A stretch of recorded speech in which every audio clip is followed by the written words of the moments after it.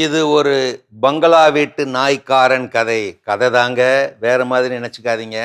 ஒரு பங்களா வீட்டுக்காரன் இருந்தான். அதுல கோரமான, கொடூரமான, மோசமான, வெறி பிடிச்ச நாய் ஒன்ன கட்டி போட்டு வளர்த்தான். அது தெருவில் போறவங்க வர்றவங்களை எல்லாம் ஓவர் டைம் போட்டு கூப்பிட்டு கூப்பிட்டு கோரமா குறைக்கும், மிரட்டும். அத அந்த பங்களாக்காரன் ஒரு நாள் அவுத்து விட்டுட்டான். அந்த வெறி எடுத்த நாய் ஊர் பூரா அலைஞ்சு தெருவில் போறவன் வர்றவன் எல்லாத்தையும் கடிச்சு கொதறி போட்டுருச்சு. விரட்டி விரட்டி கடிச்சு போட்டுருச்சு.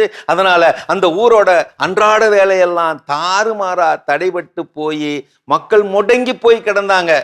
ஊருக்காரவங்களுக்கு அந்த நாய் மேல பயங்கரமான கோபம்.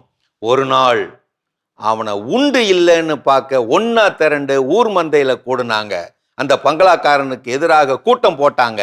மக்களோட கோபத்தை தெரிஞ்சுக்கிட்ட அந்த பங்களாக்காரன் அங்கேயே மேடை ஒன்ன போட்டு மைக்கு வச்சு பேசினான். நாயை விவரித்தான், நாயின் வன்மத்தை விவரித்தான், அந்த கொடூர செயல்பாடுகளை அடுக்கினான். ஒட்டுமொத்தத்தில் அந்த நாயை நாக்கு வலிக்க கண்டித்தான்.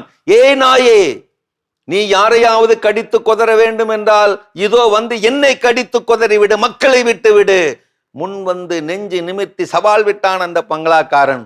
அவனோட ஆவேச பேச்சை கேட்டுவிட்டு மக்கள் அமைதியாயிட்டாங்க. நான் சொல்லல, ஐயா ரொம்ப நல்லவரு, அந்த நாய் தான் படுமோசம், அதுக்கு ஐயா என்ன பண்ணுவாரு பாவத்தை. அதுல ஒருத்தன் கேட்டானா, ஏன் அப்படிப்பட்ட நல்ல ஐயா நாயை எதுக்கு அவுத்து விட்டாரு?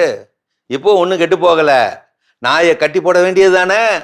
இப்படி பேசின அந்த ஒருத்தன் மேல அன்னைக்கு ராத்திரியே வருமான வரி இலாக்கா அவன் வீட்டுக்குள்ள போகுது சட்டம் தன் கடமையை செய்ய வச்சுட்டாங்க. ஆனா அந்த நாய் அடுத்து யார் மேல பாயலாம்னு கோர பல்ல காட்டிக்கிட்டே காத்துக்கிட்டு இருக்கான், வெறியோட காண்டோட.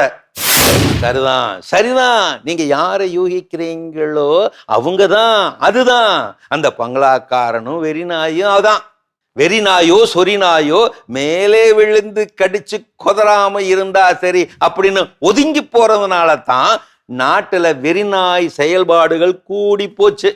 பொதுவெளியில் அநியாயத்துக்கு அநியாயமாக நடந்து கொள்பவர்கள் நியாயவாதிகளாக பேசுவார்கள்.